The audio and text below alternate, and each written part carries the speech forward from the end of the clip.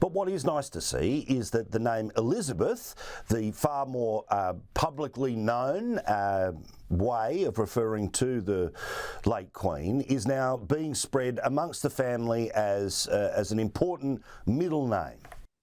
Yes, nearly all the children have got that as a middle name.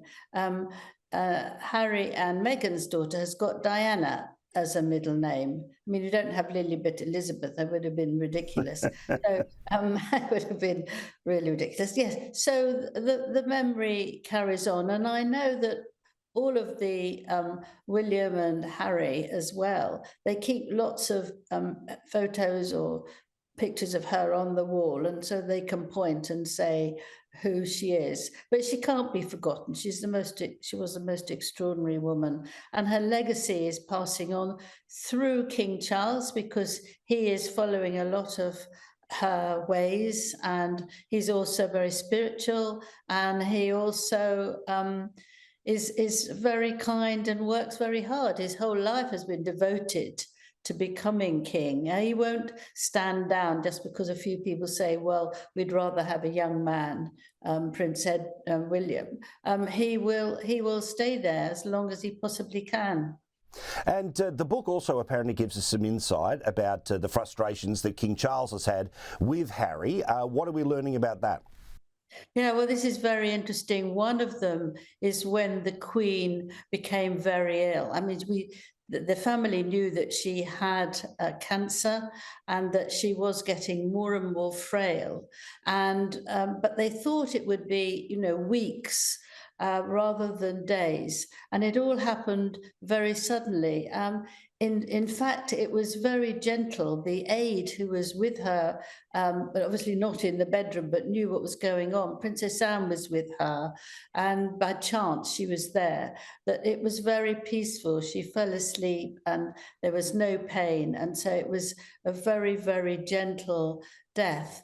But it meant that they hadn't realised that how serious it was, and King Charles had to zoom over by helicopter. He had spent quite a long time with her a couple of days before with Camilla, so that was comforting. But he missed her actually dying, which he'd wanted to be.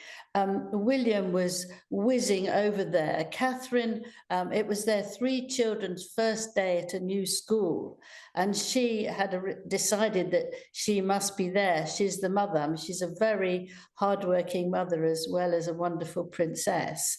And so William flew off. Now, Harry started an argument that he wanted to bring Meghan to the deathbed. And, she might have a wire inside her or something like that. But as Catherine wasn't coming, they felt it was easier to say, no, she can't come. And Harry was saying, well, how are you going up there? She was trying to get hold of William. Which plane you're taking? I want to come on it. And he was arguing and shouting. And he said that his father, in Spare, the book, his memoirs that he wrote, that his father was very disrespectful to him and very unappealing. And of course, if your mother, any mother, is dying, you're not sort of trying to organize a flight for somebody, really. You're overwhelmed with the feeling that this is the moment that you'd hope would never happen. And so the Williams aides have told Robert that he didn't call them. That's who they should have called. They would have sorted everything out for him. So he was making a mountain out of something that was tragic, but which he wasn't using his common sense. Yeah, well, it's obvious that, at that time, Prince Charles, now King Charles, isn't the bloke who ends up booking flights. The aides, the staff are able to do that. And as you say, when he himself is trying to rush to get there, it's pretty obvious where his mind was going to be. Was there anything else about the book that stands out to you that's going to produce headlines when the world gets to see it later in the week? Yes, Well, it's interesting. Today I found out that William is not at all religious, unlike the Queen Elizabeth and King Charles. And he goes to church at Easter and Christmas, but he's not really interested, and he doesn't feel comfortable in a spiritual sort of place. So he's thinking that he doesn't, when the time comes, he doesn't want to be leader of the church, which is what King Charles does. And he has made it of all religions. But William isn't feeling about that. And it would be the first time since Henry VIII wasn't in charge of the religion of the country. So I think that's very interesting. I mean, young people aren't so keen on religion. We know that now. Numbers have gone down. I don't know whether you have the same thing in Australia, but very much so. Yeah, numbers have gone down, but somehow you feel they want to do everything. You know, be in charge of the church, look after the people, look after the Commonwealth, and be everybody. And I think William will be focusing on different things rather than his father, but not things like climate change. They both absolutely agree with that.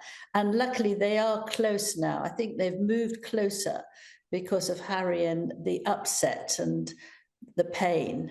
But King Charles has also said, you know, he can't keep on listening to all this. And he puts it into different sections in his brain. So this is the Harry arguing and moaning, but actually he's got to get on and be king and do what's necessary. Well, it seems that, you know, King William, whenever that eventually happens, the idea that he will be more committed to changing the weather than the church of which he's supposed to run, very fitting for the generation of which he will represent. Angela, thank you very much. Do appreciate it. Thank you. It's lovely to speak to you.